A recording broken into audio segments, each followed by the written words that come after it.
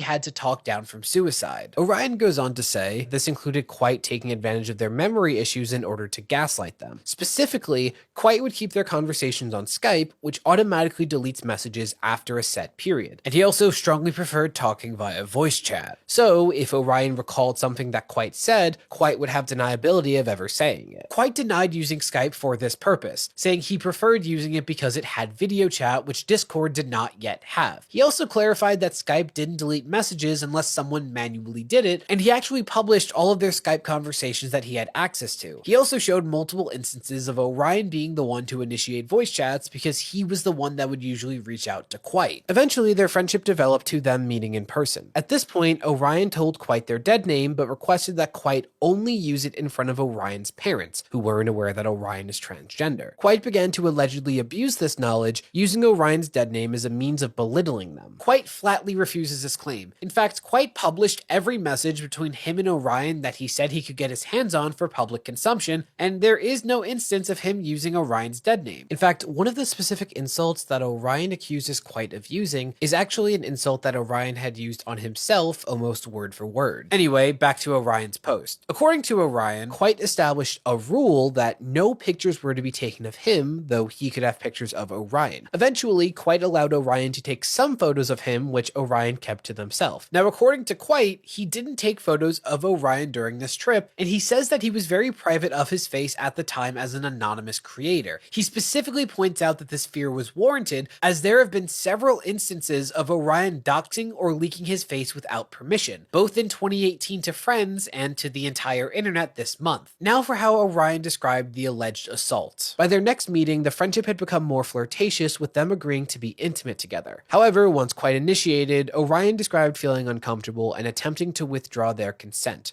which Quite allegedly did not honor. As Orion stated, he, however, did not want to take no for an answer. As Quite proceeded, Orion kept telling him how this was hurting them and they didn't want to do this. And Orion states that Quite responded, "This is what you wanted," numerous times. Unsurprisingly, Quite outright refutes all of this. He points out that when Orion talked about this day in a previous attempt at defaming him in 2018, I'll explain more later, Orion didn't mention any kind of physical intimacy, but he was comfortable revealing a ton of other private details between them. Quite also reveals that he is still a virgin and shows messages of him identifying as such since the day in question. He also talks about suffering from performance anxiety that affected previous attempts at intimacy with his potential partners. He even shows messages of Orion seemingly poking fun at this anxiety. He says that nothing more ever happened between them other than a single kiss that Orion pressured him into. Furthermore, Quite showed a lot of messages that showed Orion almost obsessing at the idea of intimacy with him and constantly bringing it up. And at times, Quite would either reluctantly go along with it or deflect altogether. And even at that point, Orion still wasn't taking no for an answer. He doubled down and said he was going to smooch me anyways. Nah, you can't dodge the smooch. It will find you and it will smooch when you least expect it. There is no dodging, only smooch. Maybe he meant that playfully, but I didn't respond to it because I was uncomfortable with the way he was talking to me. Orion also claimed that Quite forced them to buy Quite popcorn to make up for the awkward interaction, which Quite refutes by explaining that he was just starting to make money and developed somewhat of a complex about paying for his own stuff. And he shows multiple messages of Orion insisting that Quite allow him to pay for things on his behalf. Orion then goes on to accuse Quite of a lot of things that honestly come down to Orion stating what Quite's intention behind certain events were, such as Quite distancing himself due to ego, but Quite said that it was because he found their relationship to be too taxing on himself. And a message that Orion leaked between them and a third party actually corroborated that claim, or that Quite ignored them during a BPD episode, but Quite had no idea that Orion suffered from this and never went longer than 3 days without responding. Anyway,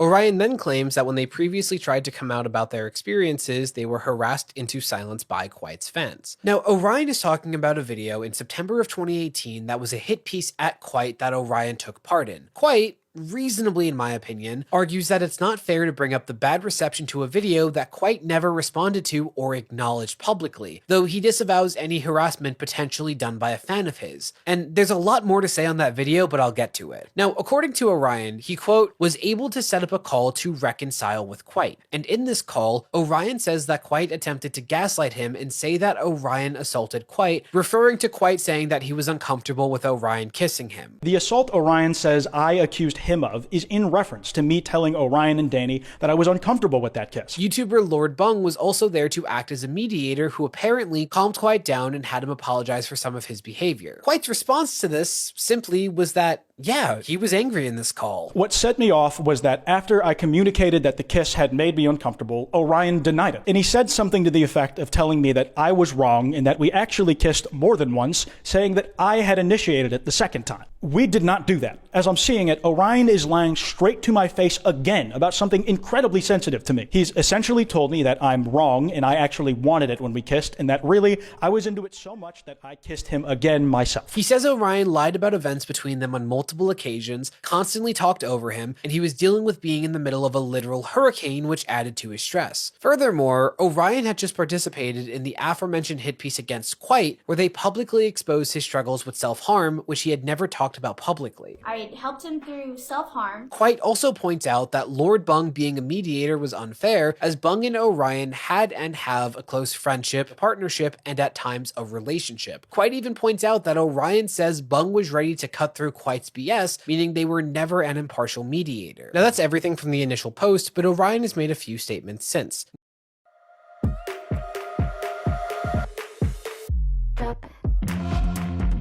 Namely that they have been diagnosed with PTSD, seemingly implying that it stems from this situation. Orion also told another creator that they haven't involved authorities due to the statute of limitations passing, as well as lack of evidence to convict. Orion claims to have been told the same by lawyers. It also stated that Quiet had too many resources to go against in court. Lastly, Orion accused Quiet of responding to the accusations by using a bot to delete all of the messages he sent them on Discord, which Quiet flatly denied, and once again responded by publishing their Discord messages himself. So that's really everything concerning Orion's initial post. But what did Quiet's video add to the situation? Quiet unpacked a lot of the reasons that he saw his relationship with Orion as toxic, going so far as to identify Orion as his abuser. My abuser has managed to make a permanent mark on me in a way he's only gotten to do in private before, but now gets to share with the public. He talks about Orion being codependent and their friendship being emotionally taxing. He talks about Orion previously participating in a video where he exposed Quiet's struggle with self-harm, which he had never disclosed publicly. And in that video and on Orion's private Twitter, they had actually threatened what they could do to Quiet with what they knew. Because I had his phone number,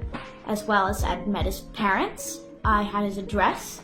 I have a lot of secrets on him because we were best friends. Some might say this could be in regards to something big that would ruin me. Perhaps even the assault he claims I committed now. But by Orion's own account of things, both his old and his new one, that is impossible. The tweet was made about a week and a half after our call, and Orion said he didn't realize he had been raped until after the fact in his own twit longer. And he told people asking in DMs that it took a year with his current therapist to realize it as well. Orion was also constantly pushing Quiet's boundaries. And it's here where Orion crossed my boundaries in a major way. In the photos Orion leaked of my face, specifically the ones where we're at his house, you can see I'm not the one initiating contact in any of them. I'm hanging off towards the end of the couch and Orion is constantly leaning on me. When we sat down to watch Moana with Orion's dad in the room, Orion put his arms around me in a full embrace and I froze up. And he stayed leaning onto and hanging off me for the whole runtime. Again, Orion's dad is there through the whole were both physically and verbally abusive on the regular. I'm trying not to move a muscle or do anything that could be interpreted as me reciprocating or making a move because the dad is right there and I'm under the impression he's on a hair's trigger. Orion knew I was uncomfortable with this kind of contact. He knew his dad did not like seeing him do that with me. And it made me feel like I was being used as a tool for Orion to stick it to his father. And making him feel like Quiet had to be there for Orion because Orion wouldn't be able to live without him. I felt trapped, like there were no other options but to try and help this person whenever he asked, because otherwise I might be leaving him to die. For example, Orion expressed jealousy towards Quiet because he had a good conversation on a podcast with another friend. Lastly, Quiet talked about how the situation has made him afraid to go outside now that Orion revealed his face with the accusations attached to it. Quiet expressed disgust at these accusations, saying he was a victim of SA on 2 separate occasions. He also says that he's considering leaving YouTube altogether as he just wanted to be a normal guy outside of his job, but thanks to Orion, that was no longer possible. possible. Like, this video was the first time that Quite ever showed his face by choice, and by choice is a stretch. I don't know when or if I'll be back. I'm not entirely sure if this whole thing or the nature of this job is for me anymore. And while originally the entire internet seemed to flock to Orion's side, the reception to this video has been universally positive. Quite was even trending #2 in the country, and the top tweets were all in his favor. Specifically, he received praise for providing loads of proof, while Orion provided essentially no proof for anything other than the fact that the two used to be friends. And yeah, to say this doesn't look good for Orion would be a major understatement. They initially said that they would get around to responding when they can, but released a document that states that they were seen by a psychologist for an instance of SA in 2018. And Orion's replies were locked so that only people that Orion follows can reply, and yet their replies are filled with people accusing him of falsifying the document, showing that parts of it are copy and pasted from the internet, there are proofreading errors, etc. Now, I don't know about all that, I don't work for the FBI, but either way, even if this document was not forged, it's compelling evidence, but it is not undeniable proof by any stretch. And no matter what, it's going to be very difficult for Orion to provide something more compelling than what Quite's put out, when Quite released literally every message between them that he could apparently get his hands on. And so that's where we are now, with the internet having done a complete 180 to believe in Quite, though Orion says he intends to respond, so who knows how that'll change things. And honestly, I'm left feeling the same way that I always do in a situation like this, which is tired. I really don't like seeing the internet be weaponized like this, and it just keeps happening. And I'm tired of the internet never learning that it is okay to wait and get a proper response before trying to ruin someone. You don't have to kick in someone's door like Batman the second they're accused of something. Like, Quite lost 80,000 subscribers just in the time that it took for him to respond. And like Quite said, even if he's proven innocent, these accusations are going to follow his name until the end of time. There will always be people who believe them now, even if they never happened. All I know is whoever is lying in this situation is doing irreversible harm to future conversations about accountability, and that really does suck. And Quite's video was incredibly thorough and a great example of why rushing to conclusions isn't acceptable. Accusations are serious. People need time to collect every instance of proof that they can. And I don't even have a joke to close with, because like, it just sucks that this is never going to get better and seems like it's only going to keep getting worse for actual victims, whether it's of assaults or false accusations, and the internet seems like it has no problem with that. So, hopeful note to end on, right? Bye!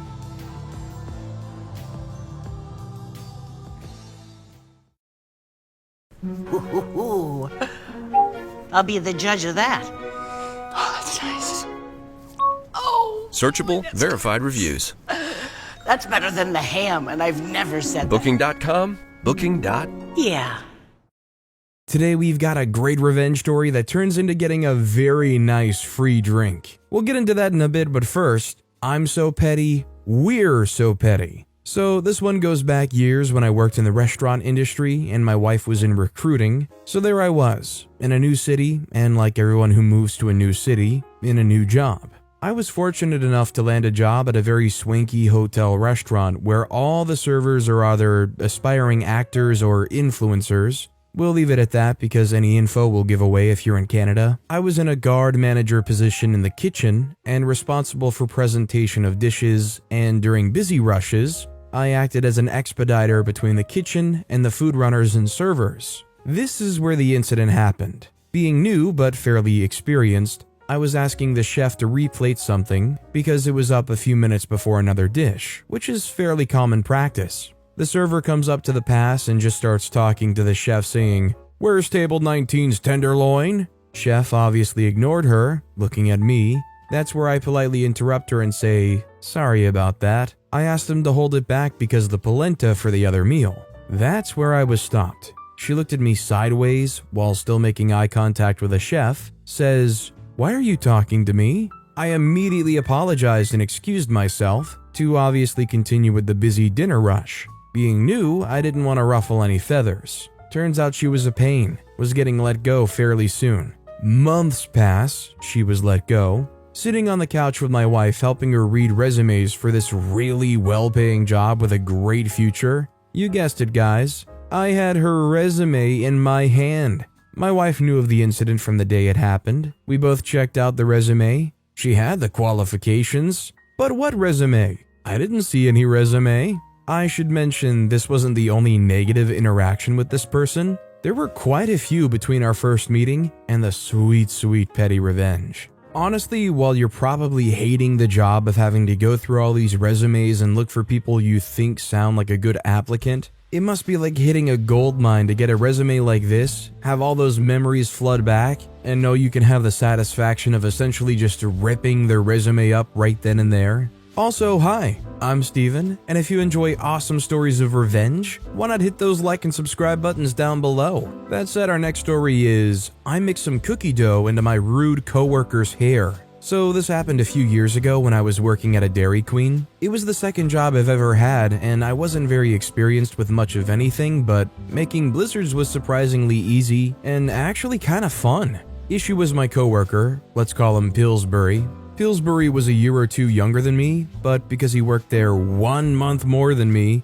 he had this attitude of being superior, despite having the personality of mosquito larva. He always would dawdle on tasks, take ages to reply to anything, and usually flirted with girls in the back while playing on his phone. Well, one day I noticed him subtly flicking bits of our cookie dough bits into another poor girl's hair, and because her hair was long and a bit wavy, she worked register, so not really any reason to tie it up, she didn't notice a thing. Well, I've had enough of this stereotypical jerk, so I started doing the same to his own dumb broccoli hair. You know, average white guy